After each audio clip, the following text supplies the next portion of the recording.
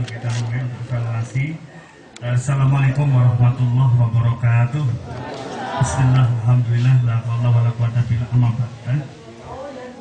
Bapak Ibu yang kami hormati, jadi langsung saja kami mewakili dari tim bahwa dalam penilaian lomba kinerja Pokdakan ya, ini dengan nama kelompok Sinar Lestari ya Bapak, benar ya. Jadi kami tidak banyak menemukan sesuatu yang istilahnya bersifat negatif, tetapi banyak sekali penemuan yang positif, insya Allah begitu ya. Saya berdiri aja biar enak. Nah, jadi begini Bapak, ini tadi dari evaluasi tim sosial ekonomi baik teknis, ini akan saya istilahnya saya sampaikan, yang tujuannya ini nanti untuk pembenahan kelompok ini supaya lebih bagus. Nah, mudah-mudahan ini nanti bisa masuk ke jenjang yang lebih tinggi ya. Nah, otomatis ini harus ada pembenahan-pembenahan. Nah, ini saya nggak janji loh Pak, ini mudah-mudahan karena masih ada tim lain yang habis ini kita mau ke Mojokerto setelah dari sini. Nanti setelah dari Mojokerto baru kita tentukan kira-kira siapa yang akan menjadi jawara yang berhak untuk mewakili Jawa Timur untuk naik ke tingkat nasional, gitu ya. Dan nanti saya mohon semua nanti berdoa mudah-mudahan Lestari ya, Sinar Lestari ini nanti betul-betul membawa sinar bagi masyarakat di sini dan membawa kelestarian dari kelompoknya. Oke, ini catatan dari tim yang menilai masalah ekonomi Bapak. Jadi dari ibu pimpinan bahwa di sini memang belum ada koperasi ya. Masih kira-kira mau mengurus koperasi, ini harus segera Bapak, karena koperasi ini salah satu akses penting. Nanti setiap bantuan apapun dari pusat maupun dari provinsi semua masuknya ke koperasi Pak, harus ada itu ya, sebagai regulator untuk sumber pendanaan yang sifatnya bantuan dari pusat dan daerah semua lewat koperasi, itu aja. Dan ternyata memang semua kelompok rata-rata memang belum punya koperasi, jangan khawatir.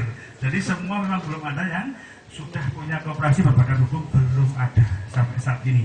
Ini makanya dengan lomba ini makanya nanti supaya koperasi segera dibentuk. Insya Allah nanti kalau misalkan tahun depan bisa mewakili level nasional, Bapak sudah siap, gitu ya. Terus kemudian ada lagi dari ibu pimpinan tadi adalah analisa usaha belum dibikin Bapak. Nggih.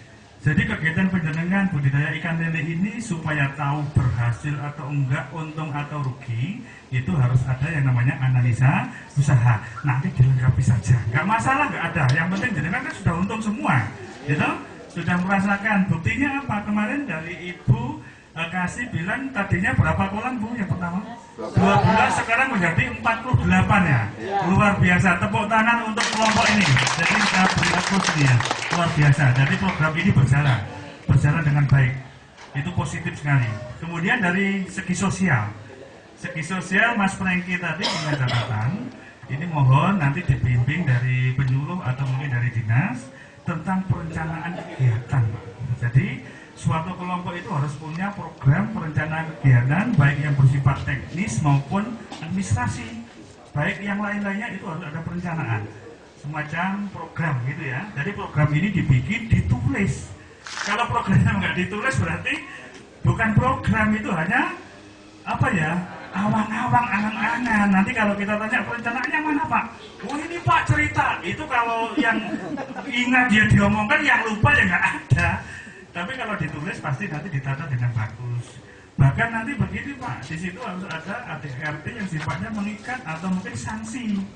Suatu saat begini, apabila kelompok penjenengan ini nanti berubah menjadi kelompok besar, anggotanya misalkan lebih dari 100, di situ nanti akan pasti muncul konflik-konflik baru.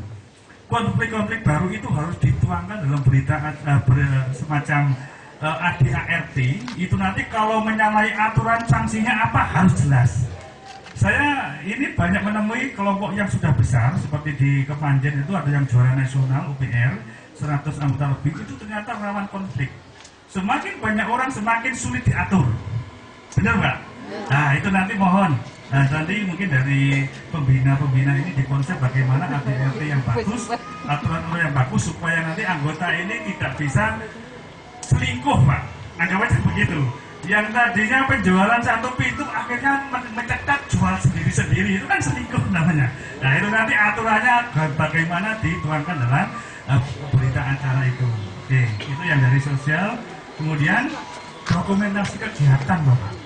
Setiap kegiatan penjaringan yang bersifat baik yang insidental ataupun yang keseharian atau yang khusus, itu sebaiknya ada dokumentasi. Okay? Jadi itu nanti bisa dibuka atau mungkin bisa dipamerkan waktu ada seperti ini. Dan tidak menutup kemungkinan begini, misalkan penjenengan nanti betul-betul jadi juara Jawa Timur, jenengan pasti akan dikunjungi kelompok-kelompok lain Pak sebagai studi banding. Misalkan nggak bagus, malu loh Pak ya. Ya, ini motivasinya begitu. Siap, harus siap nanti untuk menjadi acuan. Contoh, gitu ya. Kemudian dari segi teknis, saya sendiri yang menilai. Kalau segi teknis saya kira sudah bagus banget. Semua sudah sesuai dengan teknologi tentang cara budidaya ikan lele. Cuma tadi saya tambahkan, saya sarankan tadi waktu penelitian teknis penggunaan probiotik terutama untuk fermentasi pakan itu nanti wajib ya. Karena itu menghemat pakan 30%. Nanti ditindaklanjuti bagaimana caranya. Pak Panji ini sudah berhubungan dengan saya satu rating dengan kami Pak Panji mulai zaman dulu sampai sekarang. Beliaunya sudah kita sering kita kasih inovasi teknologi nanti bisa ditularkan di kelompok ini. Jadi nanti bisa sharing dengan Pak Panji mungkin seperti apa kelanjutannya seperti yang saya katakan tadi. Terus potensi ini Pak, cacing sutra. Tapi saya lihat pembangunan lele ini sangat subur cacing sutranya. Ini kalau misalkan penjenengan bisa manen ya, dijual luar biasa Pak itu komoditas tambahan. Kalau bisa jangan boleh orang lain manen di sini, jangan Pak. Emang ya, dipanen orang sini dijual keluar itu menjadi aset. Sehingga logikanya begini Pak, di daerah lain itu nyari cacing susah, lah penjenengan ini kan efek samping ya. Ini kan nggak dibudidayakan muncul dengan sendirinya, itu efek samping. Nah, itu misalkan dipanen, diupayakan milik kelompok orang lain, jangan boleh ngambil di sini. Itu hak penjenengan. Itu luar biasa ya. Itu belum digali, itu emang banyak. Karena apa? Di daerah kami cacing mahal. Di Malang mahal, nyarinya susah, telat barang. Rebutan lagi ini kok di Jarno, gitu loh maksud saya. Ini dimanfaatkan Pak. Berarti kelompok ini kelompok yang sugih makmur ya. Dimanfaatkan Pak. Iya. Dimanfaatkan ini. Iya. Kita kan beli bebek ukur kecil Pak. Betul. Saya kasih makan itu. Nah, tapi kan masih belum optimal, masih banyak yang tersisa ini. Ya, ditingkatkan lagi, gitu. Kemudian saya kira yang lain-lainnya sudah sangat bagus. Ini kunci supaya begini Pak. Sebaik-baiknya produktivitas itu juga ada unsur estetika. Estetika itu ibarat orang memandang, pandangannya enak, bagus, adem.